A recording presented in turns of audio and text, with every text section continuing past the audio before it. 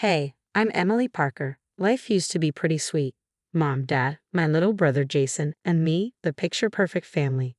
Mom's laugh could light up a room. And Dad, well, he was my hero. But everything changed in an instant. It was just a regular Tuesday when Mom collapsed in the kitchen. One moment, she was making her famous lasagna. The next, she was gone. An undiagnosed heart condition, they said, as if giving it a name would somehow make losing her easier. I tried to keep it together for Jason, who was only 15, but I was barely holding on myself. It's going to be okay, Jace, I tell him, though I didn't believe it. The funeral passed in a blur, my hand gripping his so tightly I was afraid to let go, afraid I'd lose him too. Dad was there, standing stone-faced. I thought he was holding it together for us. But man, was I wrong. Just 2 weeks after Mom's funeral, Dad brought home someone new. Kids, I'd like you to meet someone special, he said, as if introducing a new pet, not a whole person. Special? Really? Mom's grave wasn't even cold yet. Emily, don't be dramatic. Life goes on, he said, cool as ever. Life goes on. Is that what he told himself when he was out meeting Veronica at the wake? When she tried to step in, calling me sweetie, I snapped. Don't call me sweetie, I said, and how dare you bring her into Mom's house? Dad's face flushed red. That's enough. You will not disrespect me or Veronica in this house. Disrespect. Disrespecting Mom's memory was what he was doing. Then suddenly, I was falling. I didn't even see it coming. 1 second, I was standing at the top of the stairs. The next, I was tumbling down, the world spinning. Pain exploded in my arm and head as I hit the bottom. Through the haze, I heard Veronica's shrill voice. Robert, what have you done? Everything after that was a blur. Hospital lights, a concussion, a broken arm, Dad's flimsy excuse about how I lost my balance. Right. Later that night, lying in bed with my arm throbbing, I overheard them talking in the hallway. We need to speed things up, Robert, Veronica was saying. The sooner we're married, the sooner we can handle Emily's situation. My blood went cold. Handle me? This wasn't happening. My dad, the man who taught me to ride a bike and cried at my graduation, was plotting against me with this woman. In that moment, something inside me hardened. If they thought they could push me aside that easily, they had another thing coming. This wasn't over, not by a long shot. Now, 3 months in at my friend Zoo's place, I still wake up in cold sweats. The nightmares are always the same, falling, and Dad's face at the top of the stairs, cold and unrecognizable. You okay? Zoo's voice filters through the thin walls of our cramped apartment. Just peachy, I call back, rubbing my still aching arm. The cast might be off, but the pain lingers, a constant reminder. In the kitchen, Zoe slides a mug of coffee my way. You know, you could always ask your dad for help with rent, she says. I snort. Yeah, and I could ask a shark for swimming lessons. No thanks. Later, sorting through Mom's old papers, I find myself wondering how much longer I can keep going like this. But one thing's for sure. I'm not giving up and I'm not going back. As I'm sorting through Mom's old papers, something catches my eye. Her medical records don't add up. My mind races and I call Marcus, our law student friend. Hey Marcus, can you come over? Bring those legal eagle eyes of yours. Something's off about Mom's death certificate. An hour later, we're sprawled out on Zoo's living room floor, papers everywhere. Marcus points to a section. Look at this, he says. Your mom's prescription dosage changed drastically a week before she died. Zoe peers over his shoulder. Could it be a mistake? I shake my head. Mom was meticulous about her meds. This doesn't make any sense.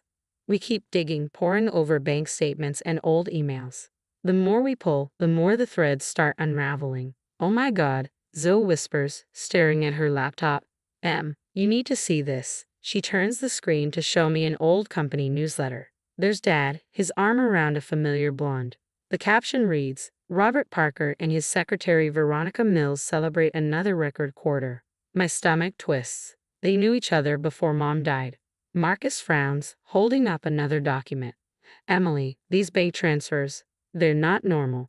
Large sums were going to an offshore account starting months before your mom passed. The pieces start falling into place, forming a picture I don't want to see. Dad and Veronica, an affair, money disappearing, Mom's sudden death. I need to talk to Jason, I say, grabbing my phone. An hour later, I'm across from my little brother in a dingy diner. He looks tired, older than his 15 years. Jace, I need you to be honest with me. Have you noticed anything weird at home? He fidgets with his napkin. Define weird. Dad and Veronica. The way they act. Anything strange about the night Mom died? Jason goes pale. I wasn't supposed to say anything. Jason, please. If you know something. He takes a shaky breath. The night before Mom died, I heard them fighting. Dad and Veronica. They didn't know I was home. My heart races. What were they saying? Something about Mom's pills. Veronica was mad, saying it was too risky. Dad said they had no choice, that Mom was going to ruin everything. The world tilts. I grip the table to steady myself. Emily. Jason's voice sounds far away, confused. How do I tell him that our father might be a murderer? I don't know yet, Jace, I say, reaching for his hand. But I promise I'm going to find out. I'm going to make this right. The next few weeks are a blur of late nights, coffee, and piecing together a puzzle I never wanted to solve. Zoe, Marcus, and I form a makeshift detective team, the walls of our living room covered in sticky notes and string like some crime show. One night, Marcus pulls me aside. Emily, look at this, he says, voice tight. He's hunched over his laptop, scrolling through financial records. Your dad's been siphoning money from his company for years. We're talking millions. Zoe lets out a low whistle. Guess that explains the beach house. I feel sick. Why would Dad risk everything? Greed? Marcus shrugs. Or maybe he needed to keep Veronica happy. The more we dig, the worse it gets. Offshore accounts, fake charities, a web of lies so complex it makes my head spin. And then the final piece falls into place. It's an email from Mom to her lawyer, dated just days before she died. My hands shake as I read it aloud. I've discovered Robert's affair and the extent of his embezzlement. I plan to confront him tomorrow and file for divorce. If anything happens to me, I can't finish. Zoe wraps her arms around me as I break down. Marcus says gently, we need to consider the possibility that your dad killed her. I choke out, oh God, he killed her. The next day, we're sorting through Mom's old medical records when my phone buzzes. It's Dad. I hesitate before answering. Emily, we need to talk, he says, his voice cold, unrecognizable. We agree to meet at a cafe near his office. As soon as I sit down, he cuts straight to it. Whatever you think you're doing, it needs to stop. I swallow, keeping my voice steady. I don't know what you're talking about. He leans in, his eyes hard. Don't play dumb. I know you've been digging around, asking questions. It stops now, or there will be consequences. Are you threatening me? I'm warning you. Keep this up, and Jason's college fund disappears. And maybe I'll have to mention your mental health issues. Grief can do funny things to the mind after all. I feel like I've been slapped. You wouldn't dare. Try me. He stands, smirking. Be smart, Emily. For once in your life. As he walks away, I spot Veronica waiting by his car, fidgeting nervously. Our eyes meet for a moment, and I see it. Fear, guilt. That night, I lie awake, replaying Dad's threats, Mom's face, imagining her last moments. By morning, I've made a decision. I'm going to the board, I tell Zoe and Marcus over breakfast. Zoe nearly chokes on her toast. Are you sure? That's a big step. I nod. It's time. We have enough evidence. They need to know who's really running their company. Marcus looks at me, worry etched across his face. Emily, this could backfire. Your dad's powerful. He could make your life hell. He already has, I reply, my voice steady and hard. I'm done being scared, done letting him win. I spend the next hour on the phone, finally reaching the board secretary. I need to speak with the board immediately, I tell her, my heart pounding. It's about Robert Parker, and it can't wait. As I hang up, a strange mix of terror and determination settles over me. This is it, the point of no return. Whatever happens next, there's no going back. But as I think of Mom, of Jason, and of everything we've lost, I know this is the right choice. The next day, I turn to Zoe and Marcus. The meeting's set for tomorrow. Let's get ready to blow this whole thing wide open. My hands are shaking as we walk into the boardroom. Zoe squeezes my arm, and Marcus gives me a reassuring nod. The board members stare at us with expressions of curiosity and impatience. Miss Parker, the chairman says, you have our attention.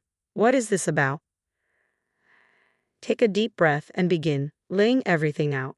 The embezzlement, the affair, the suspicious circumstances surrounding Mom's death. With each revelation, the tension in the room deepens. These bank statements clearly show the money trail, Marcus explains, pointing to a slide. One board member leans forward, frowning. Are you suggesting Mr. Parker killed his wife? We're presenting evidence of financial crimes and a pattern of deception, I say carefully. My mother's death occurred under highly suspicious circumstances. By the time we finish, the room is in an uproar. The chairman stands, his face grim. Miss Parker, thank you for bringing this to our attention. Robert Parker will be suspended immediately, and we'll launch a full investigation. As we leave, my phone explodes with notifications. The story's breaking, with Dad's face plastered across news sites. The words fraud and scandal are everywhere. In the days that follow, it's like watching a house of cards collapse. Dad's friends turn their backs, his country club membership is revoked, and even Veronica bails, fleeing to her sister's place in Florida. Jason calls me, his voice shaky. Can I come stay with you? I can't be in this house anymore. Of course, Jace. I'm coming to get you right now. When the police get involved, they dig deeper than we ever could. They can't prove Dad murdered Mom, but the evidence of financial crimes is overwhelming. I watch from Zoo's apartment as they lead him away in handcuffs, his face ashen. Months pass, and I pour myself into writing, transforming our ordeal into a book. It's painful to relive it all, but it's also cathartic. I start speaking at support groups for survivors of abuse and fraud, slowly rebuilding my life. Then, on a crisp fall morning, I get the call. Dad has been sentenced to 15 years, and Veronica's facing charges too. It's finally over. That night, Jason, Zoe, Marcus, and I sit on the roof of our building, city lights twinkling below us, filling us with hope. To Mom, Jason says, raising his soda can. To justice, adds Marcus. To new beginnings, chimes Zoe. I look around at them, my true family, and feel warmth like I haven't felt in years. To healing, I say softly. As we sit there, I think about the long road ahead. The scars are deep and they'll always be a part of me. But for the first time in a long time, I'm not afraid of the future. I'm ready for it. I look up at the stars, imagining Mom smiling down on us. We did it, I whisper. We made it right. Tomorrow, I'll wake up and keep rebuilding, keep writing, keep speaking out. But tonight, surrounded by love and free from the shadows of betrayal, I allow myself simply to be. The wounds of the past are healing, making way for a future brighter than I ever dared to imagine.